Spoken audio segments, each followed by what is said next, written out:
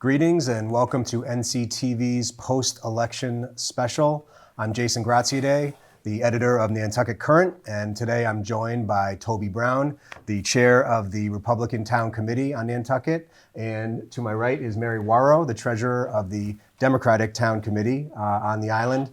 Today we're going to be talking about the election results. We're going to be looking at some exit polling that was done by NCTV for Nantucket voters. And we're also going to be talking to the state Senate election winner, Julian Sear, as well as the state representative race winner, Thomas Moakley.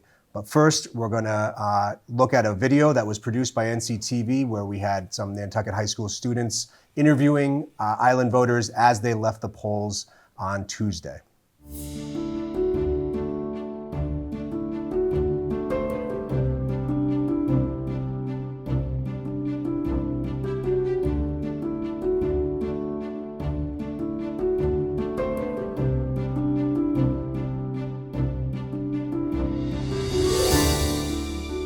First-time voter?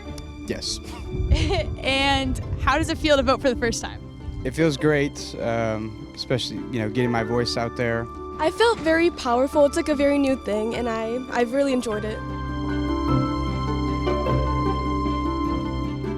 What is the most important issue for you today? The most important issue for me in deciding who to vote for today is just to move beyond the hatred. The security of not just our border, but the country in general. Economy. We got to get the economy back rolling. Hands down, the topic of immigration. We need to have a strong border. It's about abortion. I don't believe that anybody has the right to tell anybody what to do with their body.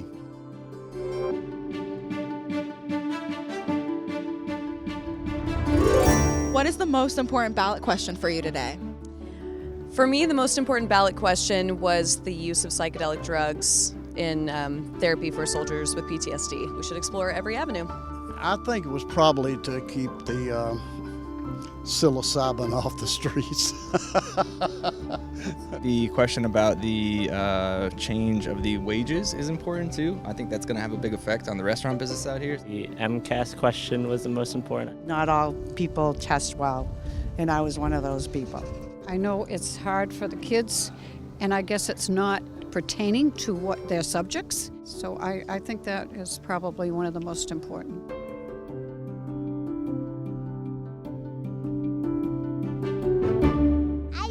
I want to eat my lollipop. That's what I know. All right, that was a great synopsis of the Nantucket community going to the polls, some of the reactions from voters about what was important to them.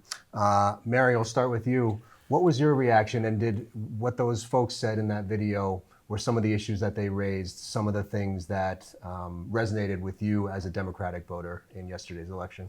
Well, I think it was very instructive to hear that there were a number of people who were concerned about the exam question in the schools. I think Nantucket is obviously a community that's very concerned about the education of its kids and wants the best for them, and they clearly have their minds focused on that. And also, it was interesting to see that people were feeling reactions of feeling powerful, that they wanted to end dispute, hatred, and then, of course, the young man at the beginning who indicated his concern about immigration, the economy. They're all obviously really important considerations and were so strongly reflected in the results of the election. Toby, when you saw that video and heard from those folks about what motivated them to vote the way they did a lot of those things also resonate with you in terms of your vote in the presidential election and how Republicans voted on Nantucket? Yeah, I definitely, they hit basically all the talking points that this election's about. In terms of Republicans, the economy, immigration was a big thing. The abortion I totally get with a lot of the Democrats and Republicans, but I do have to, kind of remind people about that issue, which is a tough issue, that Donald Trump can't make a a swipe of a pen, or can, so, but then the abortion thing. The other thing was the other one I kind of had the hatred thing. It's just funny, like, as a Republican and a Trump supporter out here, the hatred has been on against us. We put up signs. Our signs were torn down. They were, I had to replace them several times, and we've always had this look of, you're a Trump supporter, you're bad. And as I said to one of these on an interview, that we want to go what's best for the country and policy. I know I don't worship any politician, so but it was all, yeah, everything on the video was totally kind of where this election's been. Yeah, and so this morning, island voters are reacting to the results. Nantucket and Massachusetts went strongly for the Vice President, Kamala Harris. But obviously, we've seen the results nationwide, a huge victory for President Trump, President-elect Trump. To both of you, starting with you, Mary, how are island Democrats reacting to the results this morning? Obviously, not what the Democrats wanted. Was it a big surprise to you, the margin of victory that it appears President Trump was able to gain in the election? Well, personally, it was a huge surprise to me that the margin was so clear and so startling. And what troubled me personally, and I haven't spoken to many of the Democrats in the town as yet, is that the theory was that Trump could not, quote, grow his base, and yet he made tremendous inroads in places where Democrats have long been the bastion of the middle class, with Hispanic voters in New Jersey and in many other locations. So yes, I think everyone that I'm close to in the committee, the reaction is one of shock, and wondering what happened to the country. Why were our expectations so wrong? And I think, well, one thing that occurs to me that I hope to bring up with the Democrats is that I think we do regard this. I regard this in some way as a crisis, and I think that somebody, maybe James Carville, said, "Never waste a good crisis." And I think it's an opportunity for Democrats to consolidate again, look at things, operate. I'm saddened to hear Toby's discussion about what's perceived by Republicans as being antipathetic feelings. I think that's important. Yeah, Sorry. And to the Republicans, Toby, I'm sure on cloud nine this morning, given the results. I mean, would it be safe to say they surpassed even your expectations for a Trump victory in terms of what we saw nationally? So I'm not going to lie, I was nervous as hell. 8 o'clock, and every election, because we knew what I thought was, based on the momentum President Trump had, it was either going to be a landslide in his direction or a squeaker in hers. My opinion is he had the African American vote, a lot of Hispanic, and when we were holding signs and stuff, we had a lot of Hispanics, women, other people of color actually give us big thumbs up and tooting the horn. I also think immigration is a big deal. As when I was interviewed before over the summer, as I said, we have great people in this country who want to come here for a better life.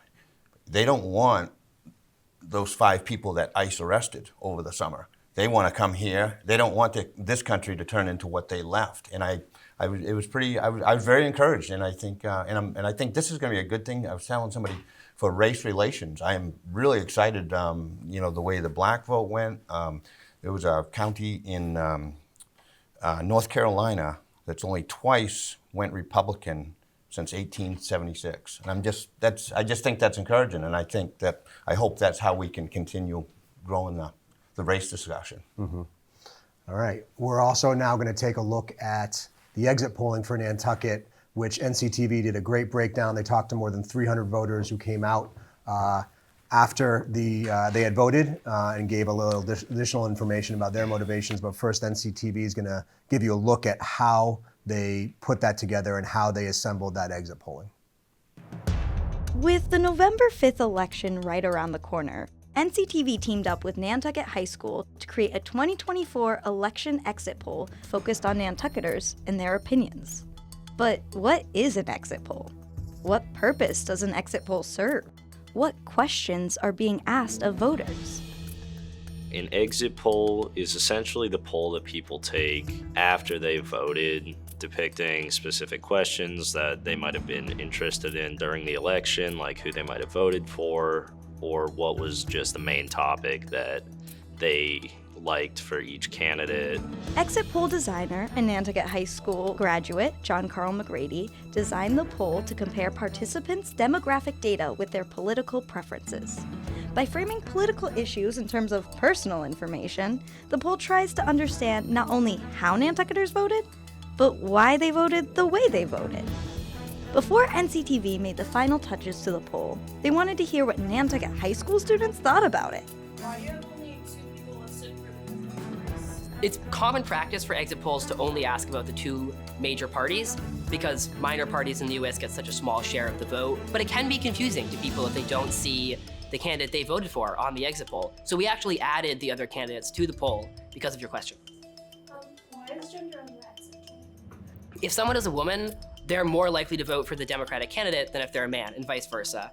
And the size of those gaps can help explain why people might be voting the way they are and what issues are important in a given election. In general, when you're looking at the population, a lot of women have concerns. So a lot of it may play into that abortion may be a key factor in decisions, but it may not be. Why are there only questions in Article 1 and 9? We're looking at Article 1 from special town meeting because we want to understand how voters in the election differ from voters who go to town meeting. Maybe they're a lot more likely to support the compromise short-term rental article. Maybe they're a lot less likely to. But also, you mentioned the ballot questions, and we left those off because it's important to keep an exit poll short so that people don't get distracted and we know they're going to finish.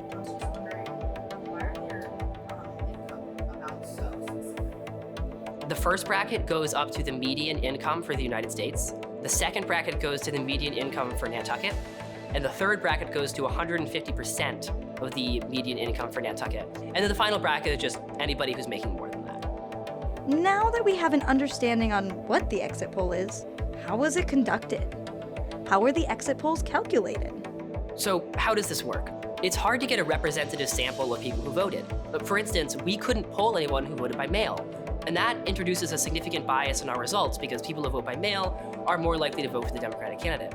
But what we can do is we actually know by the time we release our results exactly what percent of people voted for Harris, Trump, and so on. So we can actually weight our results to those numbers. And let's say our poll said 58% of people voted for Harris. It turns out it was 62%. We'll actually correct for them as well. We set up a couple of computers outside of Nantucket High, and we would catch people as they're coming out of the voting area to hopefully select our polls, go up and just do the poll, and we could hopefully get an accurate reading on who's doing what on Nantucket. Going into talking to some strangers and getting them to take a poll was pretty nerve-wracking.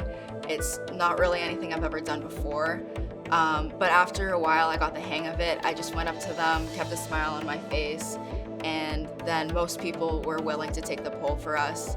I am really excited to see which way Nantucket votes. I mean, I think I have a pretty good idea of which side it's going to swing towards, but there's always a chance that it's not going to be like that, and I'm excited to see. For the Nantucket community, I think it's just generally really important to know who our president is going to be and what they stand for, especially since we live on an island where the environment is really important to just live on because of erosion and things like that. And I think it's good to know what the majority of people think would be the best for our island. Even though we have such a small population, it still contributes to like the majority and who's going to get elected, and every vote counts. So And I think that when we're being shown different viewpoints of different people in such a secluded place, it can almost bring us closer together if many people have the same viewpoints as you.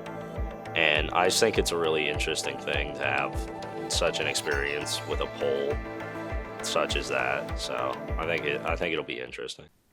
Welcome back. And that it was a great look at how this exit polling was conducted. And we want to thank the students of Nantucket High School for helping NCTV get that done. Over 300 people participated, which is a big number.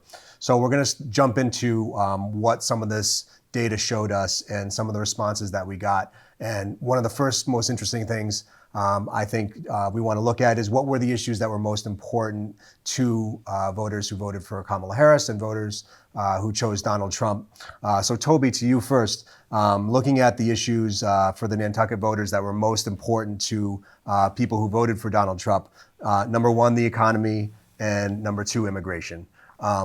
Talk about why those were such important issues for Republicans and Trump voters in this election. So on the economy, typically Republicans, which Trump, many of these were unenrolled that did vote for Trump as well. Small business owners, lower taxes. I think they felt like they wanted to keep costs down, which I think everybody does as well. But it tends to be, it's always kind of been more of a Republican issue, I think, with taxes and small businesses, regulations. One of the things like Donald Trump said, you want to build a house or something, let's get rid of some of the regulations and red tape. So once again, it would cut costs. Immigration, that's been probably the focal point from day one of his campaign. And as I was saying earlier, that there was many immigrants that obviously were our citizens because they're voting, that were really supportive of us as we were holding signs. Not all of them, of course. And the ones that I do talk to and know, they are looking for safety, and they also want to have a good life here. And also, if the economy's good, immigration as well, they want to be here and stay here and have a good, solid immigration platform. So that's kind of and then of course just a lot of their immigration is such a hot item, I think, with safety. Yeah, and why do you think that? I mean, we in terms of the policies that we're going to see differently, we know that the Biden-Harris administration undid a lot of the border policies of the Trump administration before that. What do you hope to see done and accomplished in that area with regards to enforcement on the border and immigration in Trump's presidency? I think the biggest thing from myself and many others is really the enforcement and vetting of people. We want people to come here. We want people to be safe, but we want them to be vetted, and just to open the floodgates can be very irresponsible, wherever we are. If you're in an airport, you don't just let everybody go through security, and it's really becoming a security issue. And I think years ago, I remember during the Bush years, I think there was that saying. Everybody was like, "Oh, they're taking our jobs." I don't think that at all. In my opinion, that people, at least anybody I know, we all know they're hard workers. All we want is to be on the level playing field. We want whoever's here, they need to be paying the same taxes we are. But I don't think in this day and age, maybe in rural areas in the rest of the country that may be an issue, but I don't see that definitely here in Nantucket anyways, on anybody afraid of their job being taken. Let's face it, we have all we can do to hire people right now. Yeah. Okay. And then on the Democratic side, the exit polling did a similar survey of what were the top issues for Kamala Harris voters and Democrats, and very strongly were democracy and abortion. So, Mary, let's talk a little bit about that. And when we say democracy as a top issue, what does that mean to you as a Democratic voter and a Kamala Harris supporter? What does that mean to have democracy as the issue in this election?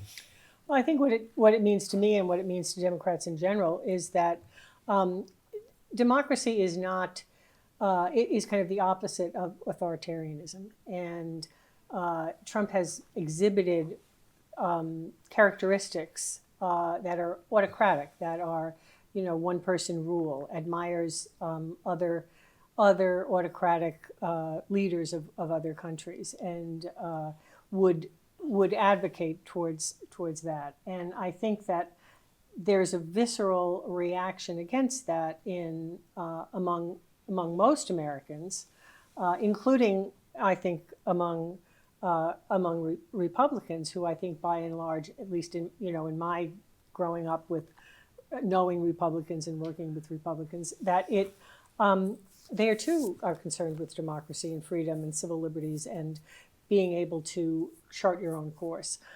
So that's kind of where democracy comes, in my view. And I think Trump's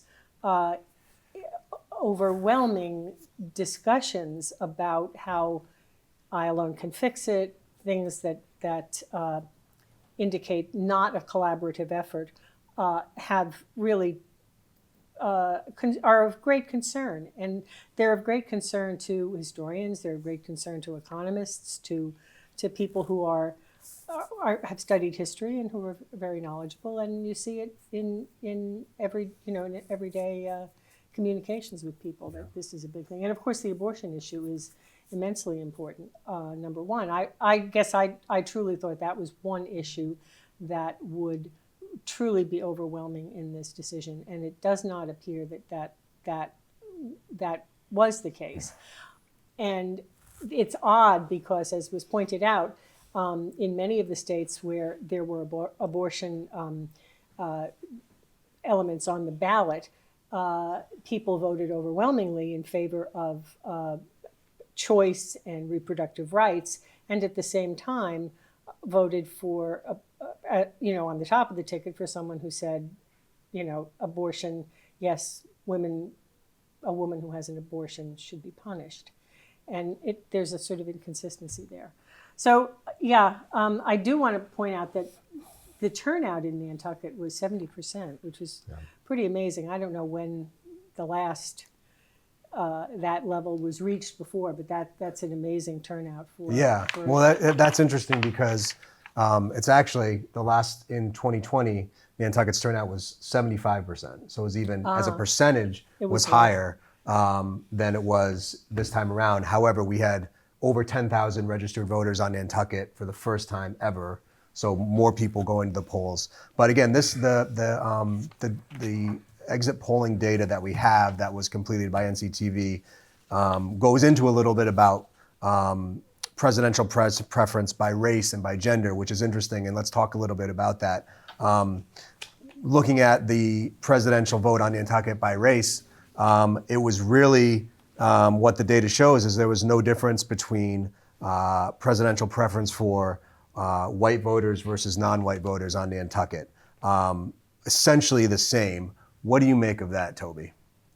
I think it's kind of almost just shows the divide of I don't want to say Republicans and Democrats, because as we know, there's a lot of unenrolled. But let's say basically Harris won 2-1, basically. I think, and I don't see, except for a couple places in one of the videos, that that race really matters to our voters. And I think it really goes by the policies. I think, unfortunately, I think sometimes race is part of it, depending. But I find that we're such a diverse community that I don't feel that people were looking at color, and I think it was based on policy issues. And Mary, also looking at the presidential preference by gender, gender was a big topic going into the election. Would women put Kamala Harris over the top in this election? We see that on Nantucket, there was a little preference of women over men to vote for Democrat and vote for Kamala Harris. How do you interpret these results for Nantucket and the country in terms of the vote by gender? Well, I think I was surprised that the gender gap was predicted to be something like 30%, and I think I heard nationwide, and I think I heard that it was more likely in the range of 10%, and it was also 10% in terms of men's preference for Trump as opposed to Kamala Harris nationally.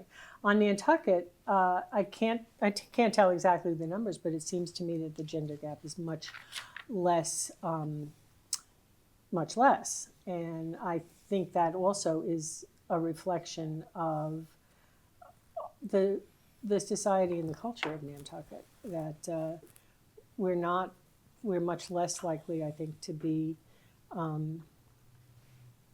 to have that issue. Of course, when you add in the issue of abortion, there's something else. What it says to me is that men on Nantucket are probably as supportive of women's right to choose as women are. Maybe apparently not quite, but that it's a much less divisive issue on Nantucket. Thank you both for those perspectives. Up next, we're going to have interviews with Julian Sear, our re-elected state senator, and our new state representative, Thomas Moakley. Right now, we're joined by Nantucket's new state representative, Thomas Moakley. First of all, congratulations on your victory. You ran unopposed, so maybe a little anticlimactic, but you did win the Democratic primary. Thomas, for folks on Nantucket, I'm hoping you can speak really quickly about some of the issues that were important to you, that you spoke to during your campaign, and that you're going to hope to be addressing at the State House in Boston on our behalf as residents of the Nantucket community. Absolutely. Thank you, Jason, for having me, and Nantucket Community Television. Hello, Mary and Toby. Thanks for being a part of this program as well.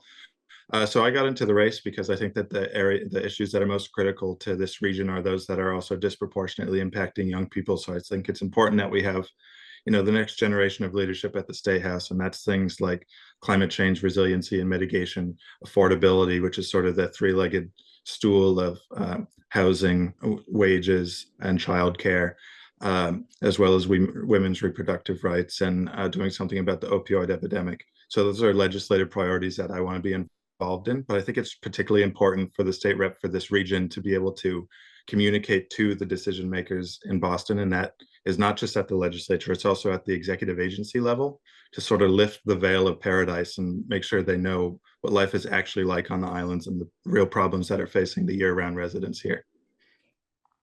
Thank you. Mary, do you have any questions for Thomas? I'm sure you're happy to see him get in there. Nice. What are some thoughts you have for him? Nice to meet you, Thomas. I'm sorry I haven't had an opportunity to meet you before, and I know you've been on Nantucket on a few occasions to meet with the people here and the Democrats. And I guess my concern is Nantucket is a difficult place to get to, and I'm wondering, do you have a plan for keeping in touch and keeping up communications with the folks that are here, in terms of listening to them, promoting what the measures are that we are seeking to have as special measures that go through the legislature? And do you have a core of people and staff, and will we be learning about all of them? Absolutely. So the way that the office is currently structured under Representative Fernandez, he has a staffer in Boston at the State House, and then he has a legislative liaison for each island. At the moment, it's Charity Grace on Nantucket, who you probably know. Yes. And so I'm going to be coordinating with now Senator-elect Fernandez to see, about staffing, but that'll be an ongoing project between now and January, when I officially get sworn in, as I learn more about sort of the logistics and what's required about actually running the office there. I'd been trying in the intermediate period from between the primary and the general election to try to get a little bit of a head start on that, but the state agencies up at the State House basically said, like, we appreciate that you're trying to get a head start on putting your staff together, putting your plan together, but we really do onboarding for everybody at once in November. So I tried to do it early, but I think I'm going to have to do it with the rest of the incoming class between now and January. But I'm definitely going to be working with local leaders on Nantucket in order to make sure that we have a legislative liaison that is accessible. And then I myself am going to be accessible, just as I was throughout the campaign. My contact information is all out there. And as you said, I've been on Nantucket multiple times, that even just in the past month, and that's going to continue to be the case. So I want to be the sort of representative that people feel very comfortable coming up to on the street and telling me how I can help them out. Well, that's good to hear. I know we had a good close working relationship with Dylan, and he's gone on to other things. But I think it's very important. Our state legislative representative is extremely important. Absolutely, and I think it's going to be great for the islands to have Dylan in the Senate as well, because it's not like he's going to be forgetting the relationships and the special needs of the islands here. So it's almost like we're going to have one rep and two senators now, because Senator Sear does an amazing job too. And he's just in the past couple of months taken me under his wing too, to introduce me to folks both on the local level and up in Boston. Well, that's great. Toby? Yes, I was going to follow up on the you coming out here and us as citizens to be able to talk to you. One of the issues I had with Representative Fernandez is you really had a heck of a time getting hold of him, and especially during COVID when the State House was closed down and we were going nuts here with the RMV. And I would call Charity, who is great. I'm glad you're keeping Charity. She's a great lady. She would always call me, and Representative Sear would Representative Fernandez would not return calls. And one time she said, well, he can't get in touch with anybody at the RMV. And I'm like, so that's your job as a state rep. You do have that pull, and that is your job. So I'm just wondering, I guess it's not really a question. I hope maybe you do your own thing versus following his lead and really reach out to us here in the island, because we rarely, maybe the Democrats saw him, but I don't ever remember him reaching out to us at all, and especially when it came to the RMV, and we were struggling here in Nantucket. So yeah, thank you. Thank you. As Toby, so before I ran, I was assistant district attorney for the Cape and Islands region. And my special assignment was as the sole prosecutor responsible for Martha's Vineyard. So I was the only attorney representing the office on the island, responsible for 6 different municipal police departments, the state police, a bunch of bar advocates, defense attorneys, court staff.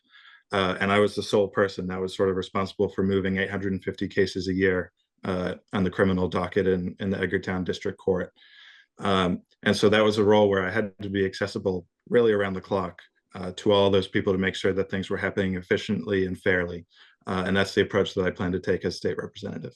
Make sure that everybody has all the information, and we can get through the important business as quickly and as conscientiously as we can. All right, that's all the time we have. Thomas, thank you so much for joining us, and we'll be talking to you soon, and good luck in your first term. Thank you, Jason. Okay, right now we are joined by our state senator, Julian Sear, who just won his 5th term in office, defeating Christopher Lazon in the race that was decided last night. First of all, Julian, congratulations, welcome. And since we have limited time, I'm hoping you can start off, talk to us about the race, what you feel put you over the top, and what some of the issues are that you are going to be talking about and working on in your 5th term in office. Thank you so much for having me, and really grateful to Islanders and Cape Codders for the resounding support in this election. That's in no small part thanks to Nantucket, where I received 66.9% of the vote. Over 4,500 Islanders on Nantucket voted for me. Really strong support as well from the Vineyard, and I think that's a real endorsement of the very laser-focused agenda we've had on solving the big problems that face the region. First and foremost among them is housing.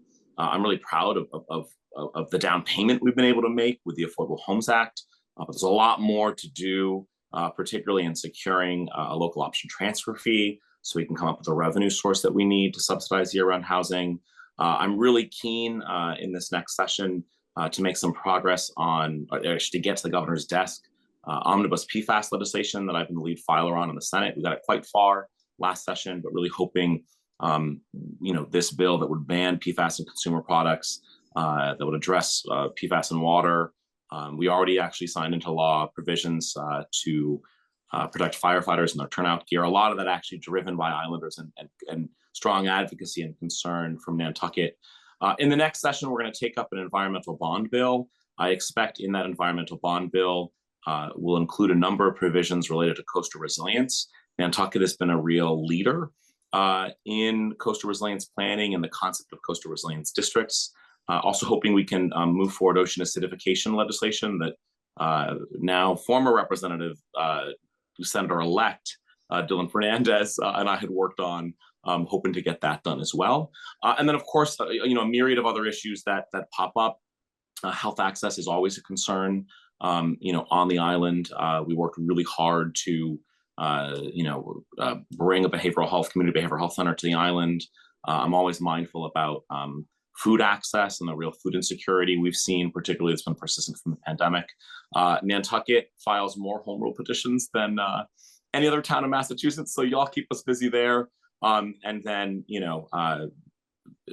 issues big and small can pop up, and whether that's the completely unacceptable Vineyard wind turbine blade failure, or issues related to the Steamship Authority and ensuring that they are running those boats on time. We just aim to continue to be a good partner to the town of Nantucket, work closely with the select board, the town staff, and just do everything we can to provide the excellent level of constituent service and responsiveness that really I think has been a hallmark of the last 8 years. Also delighted to have a new partner in this work with Thomas Moakley, who's the rep-elect. We've really, I think Islanders know the collaborative partnership and success that we've had with the approach that Dylan and I brought to this work. And I have no doubt that Thomas is going to continue in that proud tradition. Thanks, Julian. Toby, thoughts or questions for our state senator? Yes, first, congratulations on your victory. So do you have any ideas or any thoughts of the Democrats actually maybe having any decreasing taxes at all? As a small business owner, there's a lot of regulations and a lot of, as you know, taxes. Is there anything like that the Democrats might be thinking of?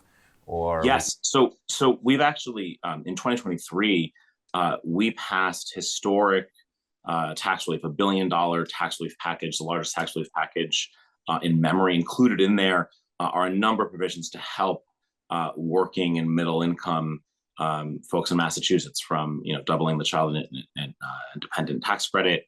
A number of other provisions that I worked on specifically was raising the estate tax threshold. It was at $1 million. We've raised it to $2 million. That's going to really help, especially for Islanders who maybe bought a home a number of years ago, maybe land rich but are cash poor.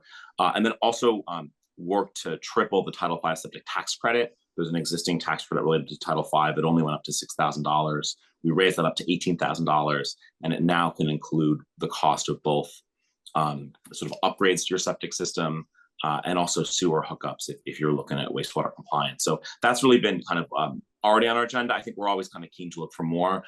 Most recently, I'm interested in looking at procurement law and some other kind of provisions, and I think business regulation.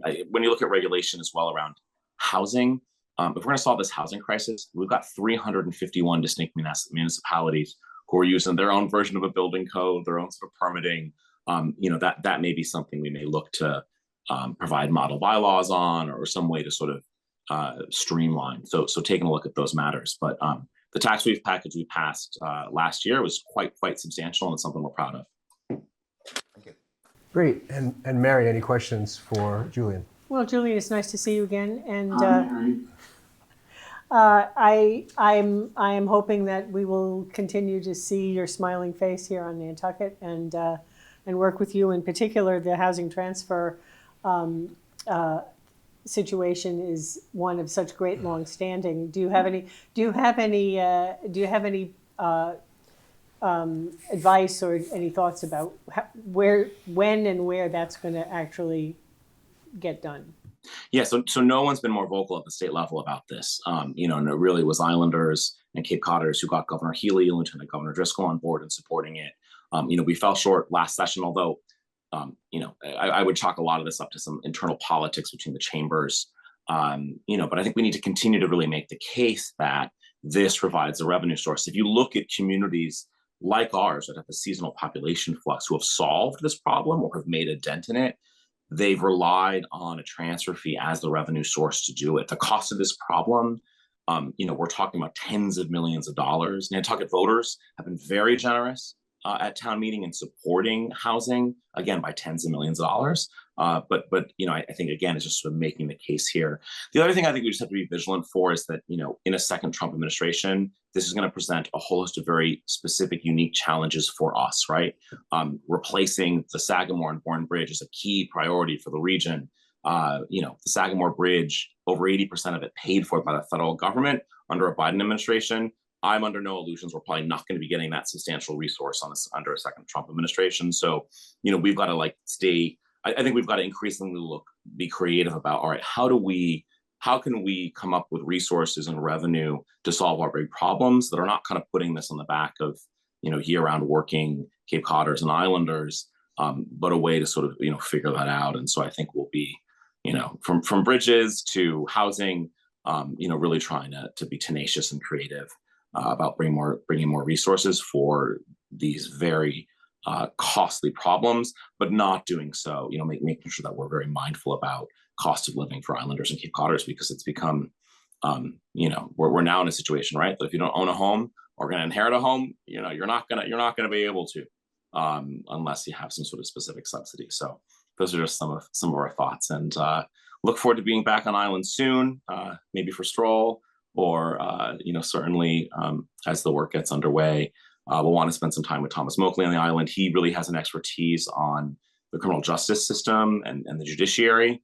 The island has often been underserved, I think, right, by our courts. So, excited in joining him and taking his lead and trying to figure that out. And then, whatever other issues du jour come up, and looking forward to be back on island soon. Great. We are out of time, but Julian, congratulations again. Thank you for joining us, and good luck in your next term. Thank you all for doing this. Appreciate it.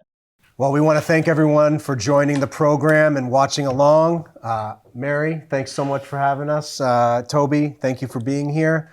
We also want to give a special shout out to Nancy Christie's honors government class at Nantucket High School and all of the students that took part in the exit polling. Thank you for that. Very insightful. And people can find the results of that exit polling on the NCTV social media pages. So I encourage you to go there and check it out. Thank you again.